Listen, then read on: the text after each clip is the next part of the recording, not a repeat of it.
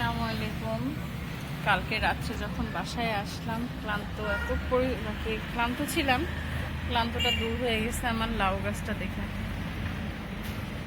খুব আনন্দ পাইছি আমি, যে কি ভালো লাগছে, মনটাই ভালো হয়ে গেছে। খুব সুন্দর হয়েছে লাউ গাছটা। কাপড় চোপড় বৃষ্টির জন্য আমি বারান্দায় দেওয়ার জন্য বোঝা যাচ্ছে না, যে ছোট্ট একটা জালি আসছে।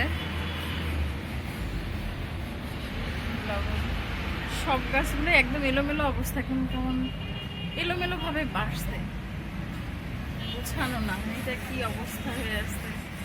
আবার এটা ফুলে আছে, মাটি এড়ায় আবার আরেকটা টবে দিতে হবে। ডালপালাগুলো বেশি বড় হয়ে গেছে, ছোট ছোট করে আবার ভেঙে ভেঙে দিতে হবে। পুরো এলোমেলো হয়ে আছে সব।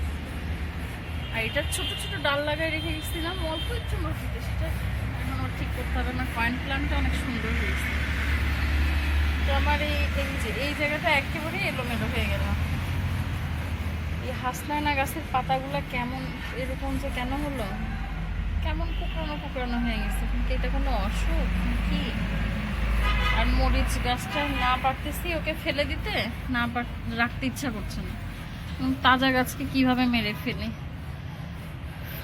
কি অবস্থা হয়েছে মরিচ গাছটা। আমার বেলি ফুল গাছটা অনেক সুন্দর হয়ে গেছে আর লম্বা হয়েছে অনেক। বাড়ি থেকে আম নিয়ে আসছি 3টা গাছের আম, 3 বাড়ির আম। আমার ফুপু শাশুড়ি আর আমার বেবি আন্টি আর কি, আমার খালা শাশুড়ি আর আমার শাশুড়ির কাছে 3 গাছের আম এক জায়গায়। ওদেরকে পুরো ঘর এখনো অনেক জায়গায় গুছানো বাকি। এদের পড়ার টেবিল এই যে এই সমস্ত লাকিস টাকিস সব উঠাতে হবে। চালের বস্তায় চাল করতে হবে, খুলতে হবে। খুব ক্লান্ত ওরা। তো রাত্রে ছোট তো আমাকে রাত্রে 3টা পর্যন্ত জায়গায় রেখে তারপরে ঘুম আসছে, আবার এদিকে সকালে উঠে গেছে। আবার ভাবছি যে হচ্ছে এখন ভাবছি কি এখন করবো, রশিটা বাঁধবো, বেঁধে হচ্ছে ঘরে কাপড় দিব শুকানোর জন্য। ছাদে দেওয়া হয়তো বারান্দায় দিলে গাছগুলো নষ্ট হয়ে যায়, সব চোরাগুলো এখন ঘুমাচ্ছে। খুব ক্লান্ত, মনটা খুব খারাপ। আমার বড় ছেলের দাদি বাড়ি থেকে আসছে, দাদির জন্য দাদার জন্য সবার জন্য খারাপ লাগছে। এসেই কান্না শুরু করছে, ঘুম থেকে উঠছেও কান্না করে। এখন আমি আবার কাজ করতে করতে যে ছোট উঠে যায়, আমার খুব জ্বালায়।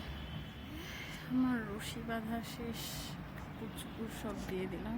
দেখতে কি বাজে দেখাচ্ছে, বাজে দেখালেও করার কিছু নাই। বৃষ্টির দিন বাচ্চা কাচ্চা নিয়ে। এই যে এখন গাছটা ভালো দেখা যাবে, খুব সুন্দর হয়েছে। পোকা লাগছে নাকি ছিঁড়ে গেছে, পাতাটাই এরকম।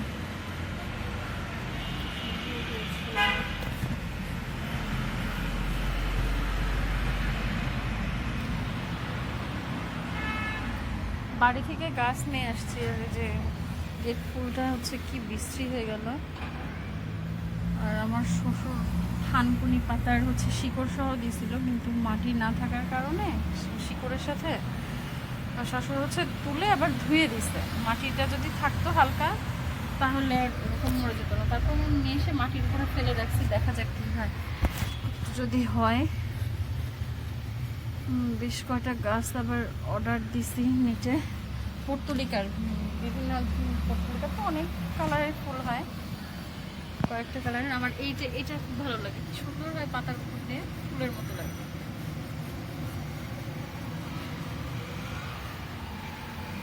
কাজগুলো সব ঠিক করতে হবে আস্তে আস্তে। রেস্ট নেব। খুদা হাফেজ।